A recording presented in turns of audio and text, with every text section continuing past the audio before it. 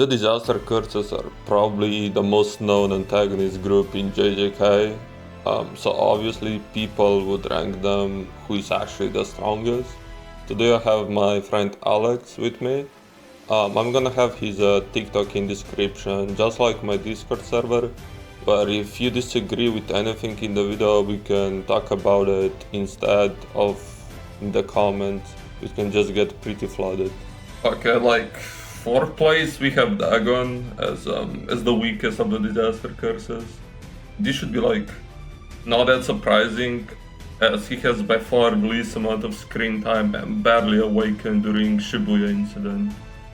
He's without a doubt still impressive, as in his base form he's able to output more water than Max Elephant. During Goodwill event, he's able to overpower and push around FRS Kamo. Next, to get into other characters during Shibuya, as we would compare it to Dagon. There's a statement for Ino comparing base Yuji strength to base Nanami. This is important, as we know overtime is a bigger amp than zone amp or 120% amp after the Black Flash. As overtime goes from 70 to 120%, as Black Flash goes from 100 to 120%. And even overtime Nanami is stated to be on a different level compared to any first grade Nobara has seen. And she has seen Yuji, she has seen Todo. But this is a very reliable statement. And then to get into more of his curse energy and durability as well. Overtime Nanami can barely even put any damage on Dagon and references base Dagons like boundless HP. Base Dagon also just shrugs off overtime Nanami's attack and blocks attack from Naobito Maki and Nanami at the same time with his water shield. And then domain expansion Dagon with just 17% of his guaranteed hit absolutely folds Naobito. And domain Dagon is just stated able to kill Nanami, Maki and Naobito at the same time if Megumi didn't save them. And also pretty impressive, domain Dagon is able to react to Toji several times in the manga, but more explicit is it shown in the anime as well.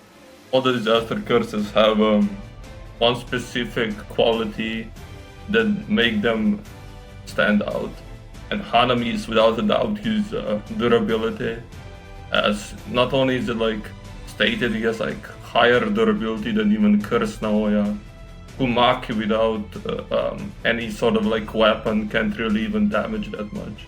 The same Maki who is stated equal to Toji.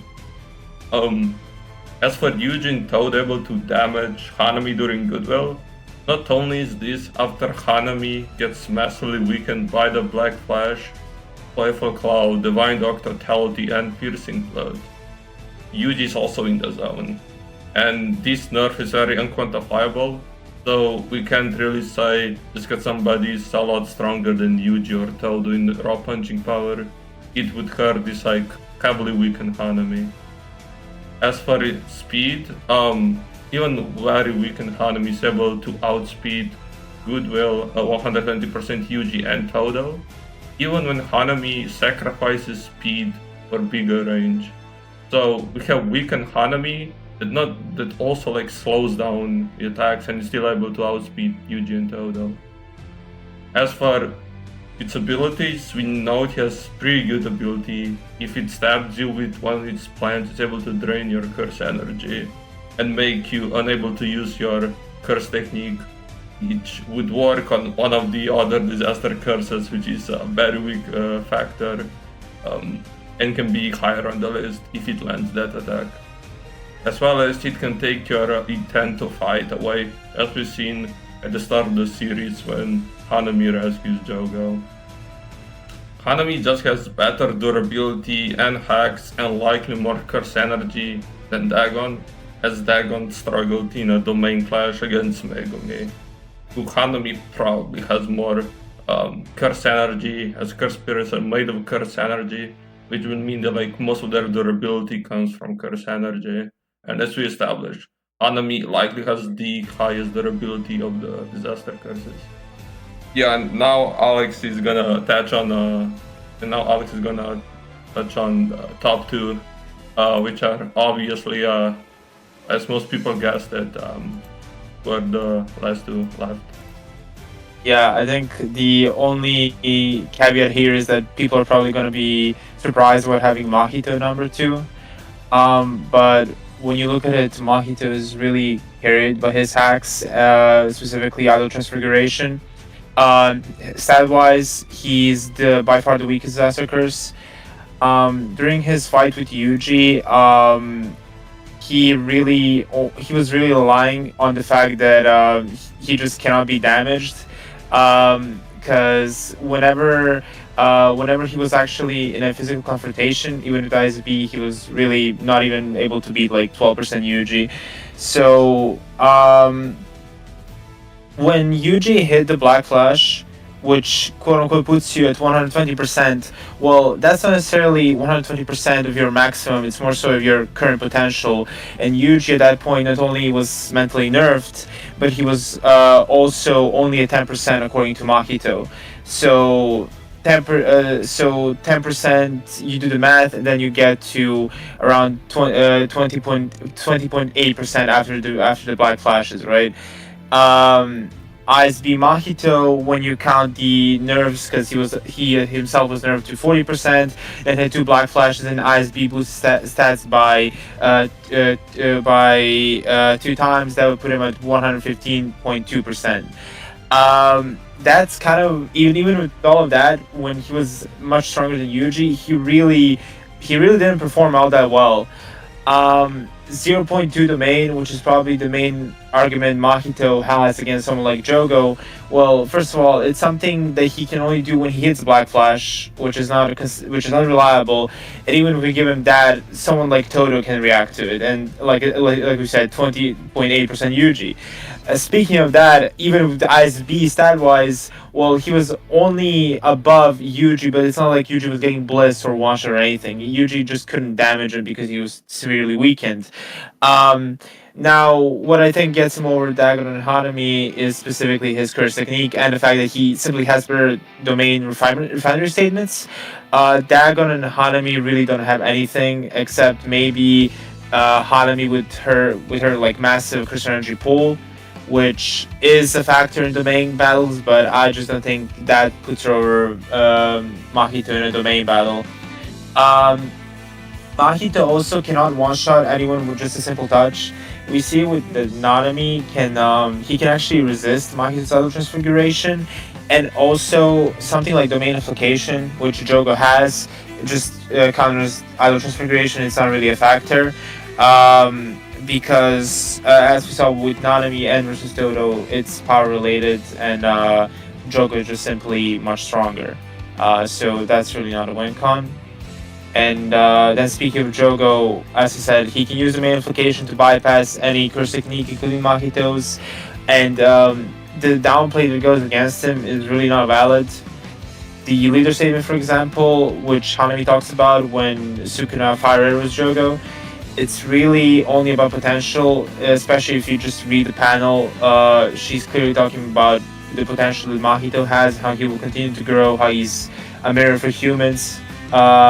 Rather death for humans. And Jogo was the one who named him the leader. If Mahito was that much stronger, he would have just said, "Oh, I'm the leader, I'm the strongest." But it's Jogo who gave him that title, so he's clearly the one calling the shots. Disaster curses also use Jogo's measuring stick. Jogo does it when he talks about Sukuna's power, like how he compares him to Sukuna's soul, and Kinjaku compares Jogo to 8 or 9 of Sukuna's fingers. When it comes to overall stats to support that, Jogo is somewhat on the same level as Nobito. Nobito is the same person that can almost perception blitz Dagon, and yeah, that's pretty important because Dagon can, as Clement said, react to Toji, and just especially in the anime, like someone like Jogo is actually probably never even getting hit by Toji, at least not with Playful Cloud.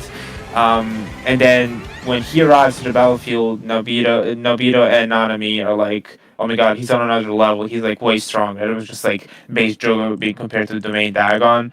Um, One of the other, I would say, like downplays that Jogo has, which I don't think are super valid, are the databook statements about him and Nanami, where people try to use like, oh, he has elemental advantage. That's the only reason he's stronger, and then like she's just way more durable, and he's a glass cannon.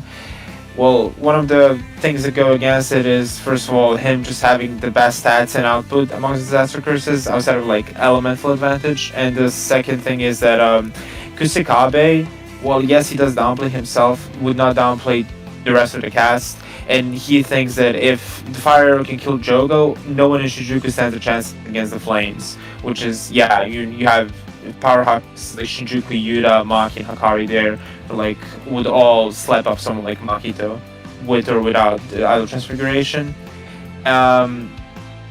Nanami is weaker than Dagon and by quite a bit. Even with jump, he couldn't take him down. And then we have Nobara, who stated that Nanami stronger than her, as Clement said, and she can fight off 50% Makito, which is like, yeah, it goes to show more as to how bad Makito's stats are. And Jogo, with all of that, he would just Pyroclyph everyone from disaster curses, and he has idol transfiguration to combat Makito's curse technique, as well as domain. Mahito really won't just like one-shot his domain, even if it's more refined. We see with Megumi, who has an incomplete domain, can hold off Dagons despite being much weaker.